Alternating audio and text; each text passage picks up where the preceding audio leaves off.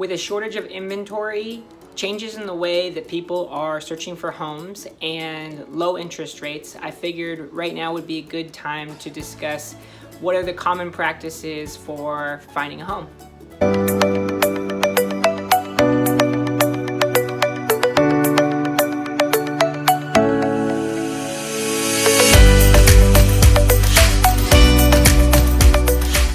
So a lot changed during COVID. People were not as out and about, but they were still searching for homes. Interest rates were low, and people were sitting at home realizing that their home wasn't as big as the home that they wanted. And so actively searching online and trying to find a new home. And virtual tours became very popular as open houses were not allowed to happen, and many in-person tours were just not done in a very often basis compared to how they were before. A lot of people were taking the virtual tours as they were searching for homes, not just looking at photos. So today I thought we'd go over 5 tips for finding the home of your dreams. So tip number 1 is search online, but don't judge that property by the photos, and do not disqualify a home by the photos. So it's good to search through properties and narrow down your search online before going and viewing the properties in person.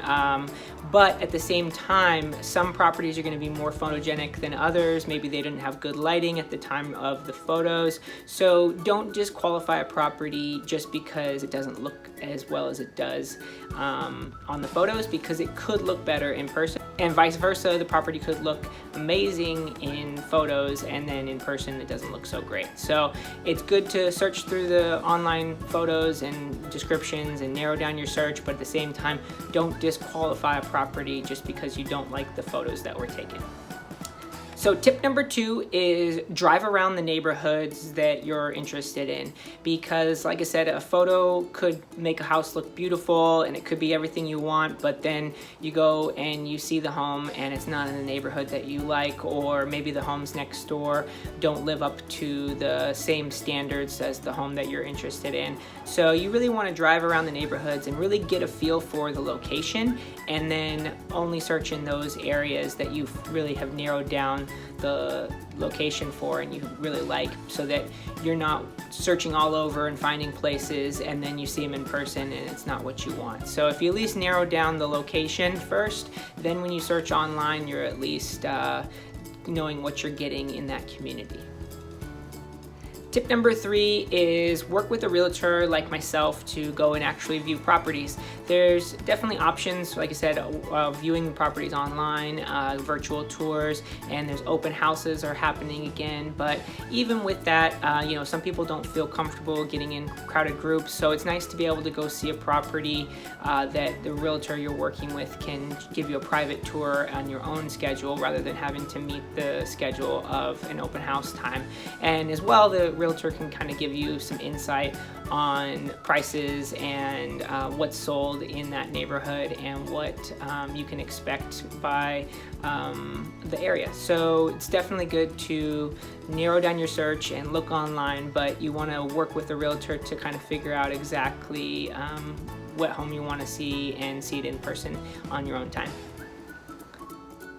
And tip number 4 is to kind of create a list of wants and needs in your search. And a lot of times while creating that search criteria, you're going to narrow down the location, because different types of properties are available in different communities.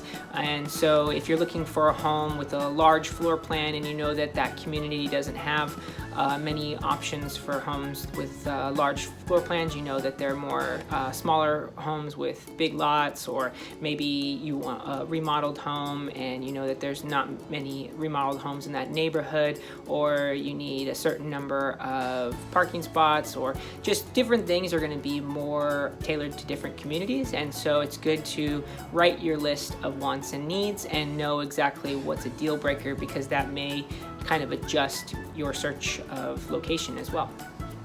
And finally, tip 5 is be prepared. So what I mean by be prepared is, with such a low inventory and low interest rate market, it's obviously a seller's market, and that's going to make quite a few offers coming up against your offer, and so you want to be prepared for when you do find the home that you want, that you can write the offer that's going to win out. And so you want to have a, maybe you've done work on the area and you know exactly what you like about the community, and you write a letter to the seller saying, this property is so important to us because of XYZ, and we know would be the great homeowners that would take care of your place.